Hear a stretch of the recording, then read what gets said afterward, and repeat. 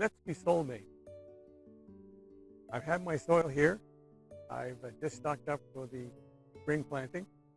I have 5 bags of compost, which I got from the local high school, and I'm going to go through the costs and the quantities of each of these so that you can understand how much it's going to cost you to get started. So 5 bags of compost, they were $40. That's from my local high school.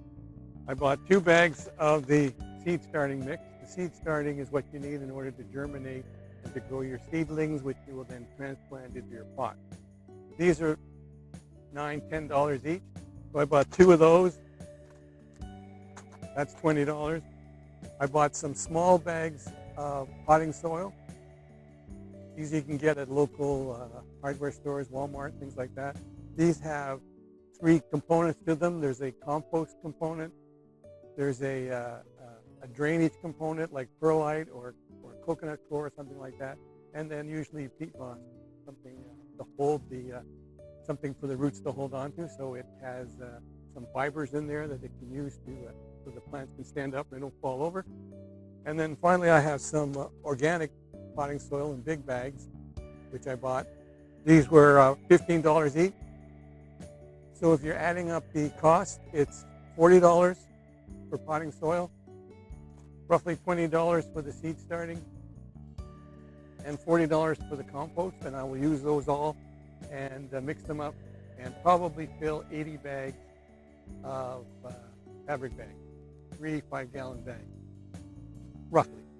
So you can then look appropriately. If you're only going to spend $50 to be able to do 40 bags. And as I urge you all to start small.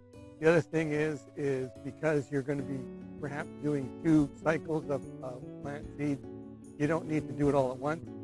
So you'll be stretching your soil out for the entire spring and summer. The other thing I do is I have, as I said, my oak tree over here, which is giving me problems. But they do give me lots of leaves, and so I pile the leaves up mulch them and pile them up and have them decay over the winter, and they make a good bottom third of my pot. I just fill it up with decayed leaves, and then that provides nutrients as well, and also good drainage, and also means I don't have to have as much soil in the bag. So I have a little bit of, leaf filler, if you want to call it that, in order to keep it, so even more, the soil goes even further. You may want to think, why am I sitting down? Because this is a stand-up garden cow. These bags are all heavy. These are probably the lightest. I can lift these up. But the big bags of potting soil and the big compost bags and stuff, I wheeled these in on a cart and left them here, and they will stay here for the duration of the season. All I do is I open the bags up and I shovel them out onto my wheelbarrow, and then I move my wheelbarrow to my work table, and I use that, and I also use the wheelbarrow to mix up the combinations to try and get more enriched. I mix up the compost maybe with the potting soil or with some other soil I have from last year. I also have my own compost that I'm making. So I also mix things up a bit and add some more low-release fertilizer. But the point being, these bags of soil don't move from here. I move to them, and I take soil out of the bags with a shovel or a trowel. I don't lift the bags anymore, and I didn't actually lift them to get them here. So no lifting, and I'm sitting down here just to get close to them so I can explain them to you.